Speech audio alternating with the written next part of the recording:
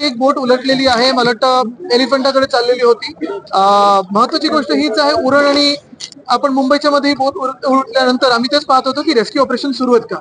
मुख्यमंत्री महोदयांनी सांगितलेलं आहे की साधारणपणे 20 एक लोक रेस्क्यू झालेले आहेत, बाकीच्यांचा शोध सुरू आहे.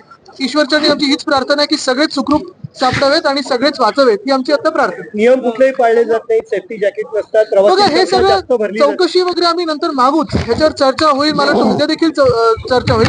आज पहिली आपली प्राथमिकता हीच असायला पाहिजे आणि मनोमन प्रार्थना हीच असायला पाहिजे की जे कोणी त्याच्यात प्रवासी होते ते वाचले पाहिजे. एका माणसाचा मृत्यू झालेला आहे आणि मुंबईचा महत्वाचा म्हणजे पालकमंत्रीच नाहीये अजूनही, कोणत्याही खात्याची सरकारचं कॉग्निझन्स काही नाही. सरकारला धारेवर धरायचं ते आम्ही धरूच, पण मी तुम्हाला पुन्हा एकदा सांगतो, पहिली आमची मनोमन प्रार्थना हीच आहे की सगळे वाचावेत.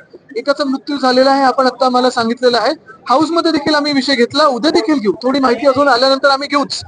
त्याच सोबत आता आम्ही सगळ्याच आमदारांसोबत दीक्षाभूमी इथे जात आहे, कारण आपल्या सर्वांना माहिती आहे की गृहमंत्र्यांनी, केंद्राच्या गृहमंत्र्यांनी जो महामानव डॉक्टर बाबासाहेब आंबेडकरांचा अपमान केलाय का, हा देश कधीही तो अपमान सहन करणार नाही. त्याच्या विरोधात आता आम्ही दीक्षाभूमीला जात आहोत. आदित्यजी, एक महत्वाचा प्रश्न, एसटीची दरवाढ